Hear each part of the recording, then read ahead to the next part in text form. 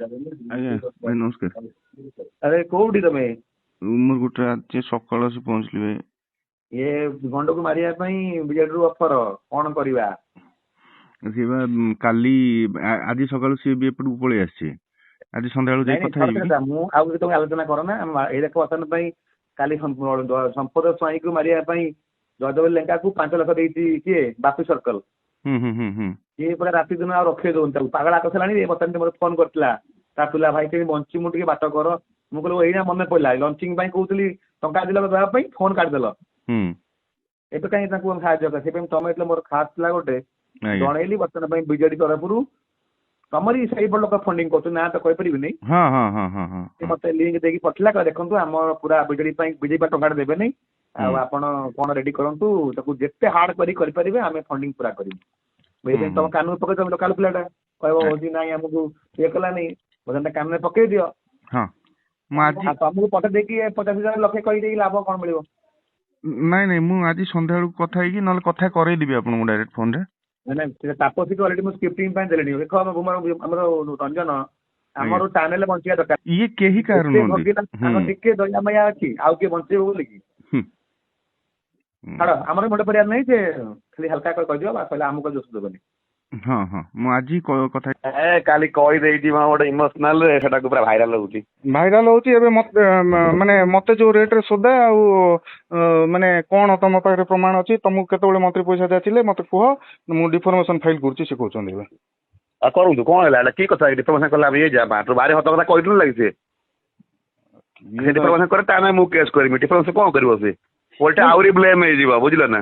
ମୁଁ ମୋର ମାନୁଛି ଭୁଲଟା, ଯେ ମୁଁ ତ କହିଦେଇଛି ସେଟା ଗୋଟେ ପାଟିରୁ ବାହାରି ଗଲା, ଗୋଟେ ଯୁକ୍ତି ଭିତରେ। ସିଏ ଏବେ ମତେ ପୁରା ଇଏ କରୁଛନ୍ତି ନା। ତମକୁ କେତେବେଳେ ଆମେ କହିଲୁ 5 ଲକ୍ଷ ଟଙ୍କା ଦବୁ, ତମେ କଣ କହିଛ ଅଫିସରେ, ତମ ସାଙ୍ଗରେ କଣ ସମ୍ପର୍କ? ସେ ବିଜେଡି ବାଲା ମତେ ଫୋନ କରିକି ଭାଇ ବଢିଆ ଗୋଟେ ହାଇଲାଇଟ ହଉଛି। କଣ କହିବି ଭାଇ? ଏଟା ଟିକେ ହେଇଯାଇଛି ମିଷ୍ଟେକରେ, କିଛି ବ୍ୟସ୍ତ ହୁଏ। ଯିଏ କହିଲା ମତେ କହିବ, ମୁଁ କଣ ତମ ଛାଡ଼ିଦେଲି ନା ତମକୁ ଇଏ ହେଇଗଲା? ଶୁଣ, ଡରିଲେ କଣ ହବ? ତମେ କଥା ହେଇଥିଲ, ସିଏ କହିଲେ ନା ମୁଁ କଣ କହିଥିଲି ଏଇଆ କହିବା ପାଇଁ, ନା କଣ ଏଇଆ କହିବ? ଆପଣ କଥା ହେଇଥିଲେ ଫୋନରେ, ଆଉ ସିଏ ସେଟା ଗୋଟେ କହିଦେଲେ, କଣ ପାଇଁ କହିଦେଲେ ମୁଁ ଜାଣିନି। ଠିକ ଅଛି, କଥା ଯଦି ଅଧିକା କିଛି କଲେ କହିବ, କିଛି ଭୟ କର ନା। ଶୁଣ, ରିକ୍ସ ଦେଲେ ଆକୁ ସିଏ ବର୍ତ୍ତମାନ ପାଇଁ ସେ ତମ କିଛି ବି କଲେ, କେସ୍ ବାସ କରନ୍ତୁ କି ଡିଫାମେସନ କରନ୍ତୁ, ଯାହା ବି କରନ୍ତୁ, ଓଲଟା ସେ ଆହୁରି ବଦନାମ ହେବେ।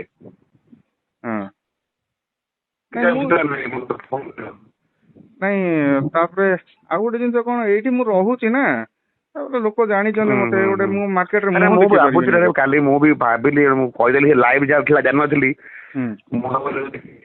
ଆଗରେ କ୍ୟାମେରା ନଥିଲା, ଦୂରରେ କ୍ୟାମେରା ଥିଲା, ମୁଁ ଏଟା ବୁଝିପାରିଲିନି।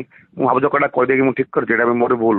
ଗୋଟେ ଗୁପ୍ତ କଥା ବି କହିବା କଥା ନଥିଲା, କଣ ପାଇଁ ରାଗରେ ଗୋଟେ ଇମୋସନାଲ ଗଭର୍ଣ୍ଣମେଣ୍ଟ ଉପରେ ଥିଲା, କହିଦେଲି।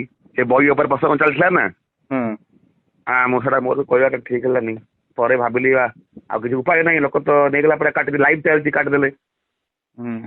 ହଉ ଛାଡ, ଯାହା ତ ହେଇଯାଇଛି, ହାରିଗଲେ ହାରିଯିବା, କଣ କରିବା?